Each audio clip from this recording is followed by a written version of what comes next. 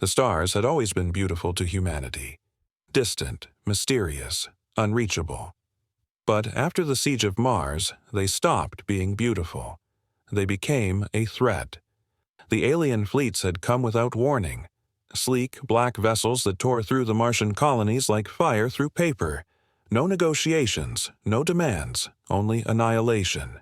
Earth's defenses were outdated, slow, and fragmented. Humanity was on the brink of extinction before the war had even begun.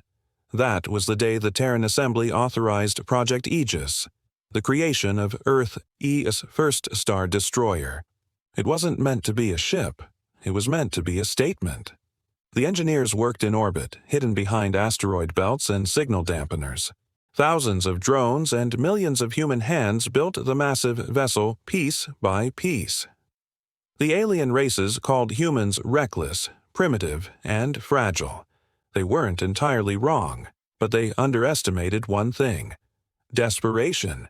When humans are cornered, they innovate like no one else. Commander Elena Rowe was the first to step aboard the completed vessel. She floated through the airlock, boots clicking against the metal floor of a ship that was more fortress than cruiser. The name, TSS Leviathan, was carved into the side in shimmering white, the first and last thing the enemy would ever see. Rowe's voice echoed through the command deck. "All systems green. Let's show them what Earth can do." The Leviathan wasn't built for exploration. It was built to destroy. 1 kilometer long, with magnetic rail cannons capable of puncturing a moon, and a reactor core that could power a small planet. But its greatest weapon wasn't its firepower. It was its crew. Humans had a knack for fighting like they had nothing left to lose. When the alien fleet returned, they came with confidence. They had crushed 100 species before. They called themselves the Voth Dominion, conquerors of light. Their sensors detected a single Terran ship standing between them and Earth. They laughed, until the Leviathan fired. The rail cannons roared, flinging projectiles at near relativistic speed. The first shot tore a Voth cruiser in half. The second disintegrated another. By the time the third hit, the Dominion's laughter turned to panic. Rowe's crew moved like clockwork. No fear, no hesitation. Each crew member had lost someone on Mars. This wasn't just a battle. It was payback. The aliens retaliated, bombarding the Leviathan with plasma and antimatter rounds. The hull flared but held. Layers of reactive armor absorbed the heat, while nanobots rebuilt damage in real time. "Reactor output stable," reported Chief Engineer Malik. "Weapons ready for another salvo." Rowe nodded.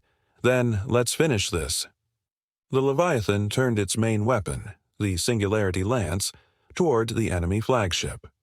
The weapon had never been tested. It didn't matter. The humans had built it to end wars, not start them. A beam of pure gravitational distortion erupted from the ship's bow, bending light itself. The Voth flagship vanished, not exploded, not burned. Vanished.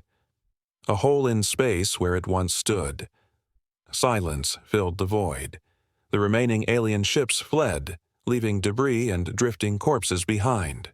For the first time in history, the galaxy witnessed something it had never seen before, a species that had gone from prey to predator in a single battle. Commander Rowe opened a comm channel to the retreating fleet. "This is Earth. If you ever return, we won't build another Leviathan. We'll build 10. The transmission spread across the stars.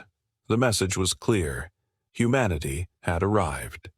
In the years that followed, the Leviathan became a symbol. Every colony, every station, every child knew its silhouette, the ship that saved Earth. Other species watched from afar, whispering legends about the Deathworlders who forged a weapon from their own fear. But among the crew, there was no pride, only resolve. Humanity hadn't built the Leviathan to conquer. They had built it to survive. As Commander Rowe looked out into the infinite dark, she said softly to her crew, "We didn't build a star destroyer to end life. We built it to protect it." The stars, once terrifying, now seemed just a little closer. And somewhere beyond the reach of human scanners, other empires took notice, watching the small blue planet that had birthed something unstoppable. The age of humanity had begun.